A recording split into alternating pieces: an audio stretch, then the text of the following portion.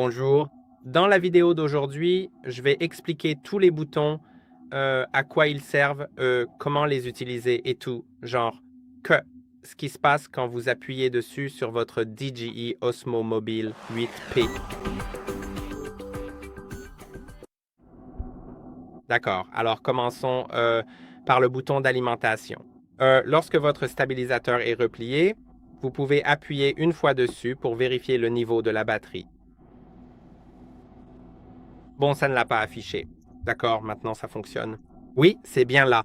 Le bouton est juste ici. Quand il est déplié, eh bien, en le dépliant, il s'allume automatiquement. Mais si vous appuyez longuement dessus, il s'éteindra. Si vous appuyez une fois dessus, quand il est déplié, il s'allumera immédiatement. Je pense que oui. Oui, c'est ça. Maintenant, quand il est allumé, vous pouvez appuyer une fois dessus pour passer d'un mode de stabilisateur à l'autre. PT, F, voilà, super. Parfait. Oui, ça ne fait rien. Je pense que c'est parce que je n'ai pas mon téléphone attaché. Alors, faisons-le. Maintenant, PF, FPV, Spinshot ou PDF. Au fait, j'expliquerai tout ça dans une autre vidéo, tous ces modes. Et maintenant, vous pouvez aussi appuyer 3 fois pour passer en mode veille. Donc, le stabilisateur va tout simplement se mettre en veille. Je ne pense pas que... Oui, vous pouvez voir qu'il est en veille parce qu'il bouge très librement. Et oui, je pense que c'est le plus visible quand je commence à l'utiliser.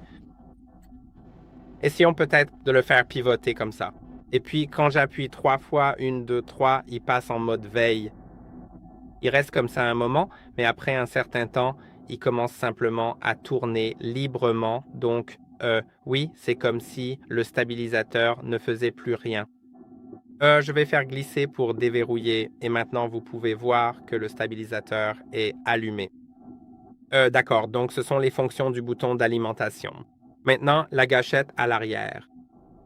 Quand vous même appuyez dessus une fois, cela lance l'Active Track. Et je vais le démontrer quand je le place devant et eh bien, l'application commence automatiquement à me suivre. Je suis juste là dans l'application. Mais même si je la ferme ou si j'utilise une autre application, pas forcément l'application intégrée, pardon, pas forcément DJI Mimo, mais à la place, j'utilise un module multifonction qui a une caméra intégrée, comme celui que l'on peut brancher, ou si j'utilise l'appareil photo natif du téléphone, alors je peux appuyer une fois sur la gâchette pour lancer l'Active Tracking, et ensuite, il détecte un visage et commence à me suivre. Eh bien, ça n'a pas démarré. C'est bizarre. Oui, ça n'a pas marché, mais il indique qu'il n'est pas connecté. C'est intéressant. Je vais vérifier ça. D'accord. Maintenant, j'ai réglé le problème.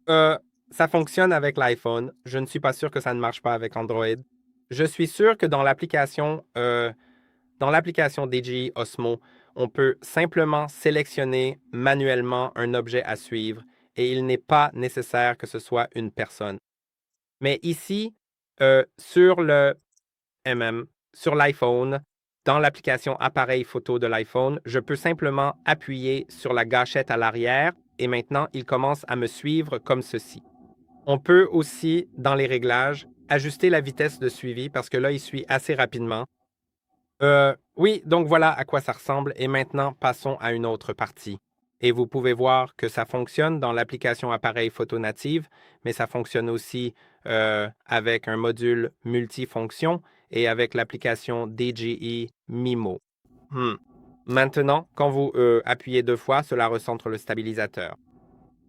Quand vous appuyez 3 fois, cela fait pivoter le téléphone de 180 degrés sur le plan horizontal.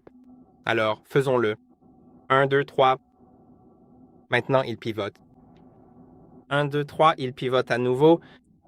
Quand vous appuyez une fois puis maintenez, cela règle la vitesse de suivi en mode rapide. Et puis quand vous relâchez, cela quitte le mode.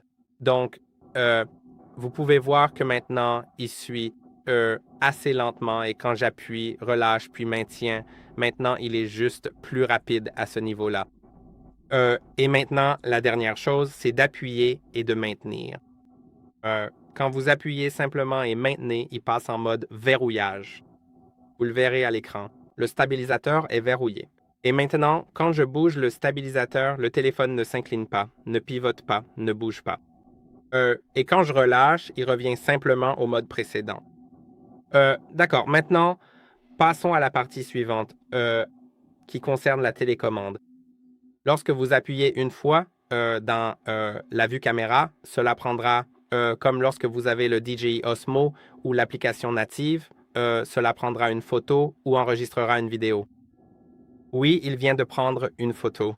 Lorsque vous appuyez une fois dans d'autres vues, cela reviendra à la vue caméra si vous êtes dans l'application DJI Mimo. Ensuite, lorsque vous appuyez deux fois, cela prendra une photo pendant l'enregistrement. Lorsque vous appuyez et maintenez, cela lancera le mode rafale en mode photo. Ensuite, le joystick sert à contrôler le stabilisateur MM ou lorsque vous appuyez sur MM, le bouton sur le côté, il passera en mode zoom. Donc maintenant, il contrôlera le zoom. Je ne suis pas sûr. Oui, ça fonctionne aussi dans l'application native. Donc maintenant, il contrôle le zoom où je peux appuyer à nouveau sur le bouton sur le côté pour qu'il contrôle le stabilisateur. Maintenant, il y a aussi une option pour pousser deux fois sur le côté comme vers la gauche ou la droite. Et alors, il commencera à tourner automatiquement. Laissez-moi vous montrer. Oui, comme vous pouvez le voir, maintenant, il tourne automatiquement et ça fonctionne dans tous les modes, bien sûr. Alors, MMH, je ne suis pas sûr de savoir comment l'arrêter. D'accord, j'ai appuyé sur le joystick pour le faire. Maintenant, il y a aussi, comme le joystick, quand l'appareil est détaché, alors on peut appuyer sur le joystick et il a les mêmes fonctions que la gâchette. Donc, quand je le détache, maintenant, appuyer dessus deux fois va le recentrer et ainsi de suite. MMH, puis le bouton de fonction sur le côté, quand vous appuyez dessus une fois, il va vérifier le mode de contrôle actuel du joystick. Il va simplement vous l'indiquer. Quand vous appuyez deux fois, vous passez à un autre mode. Et puis quand vous appuyez et maintenez enfoncé quand il est détaché, cela allume ou éteint la télécommande. Enfin, maintenez le joystick et l'obturateur enfoncés plus de 2 secondes pour réinitialiser le Bluetooth du stabilisateur et le réappairer avec un téléphone. Voilà tout, j'espère que ça vous a plu. Likez, abonnez-vous et à la prochaine vidéo.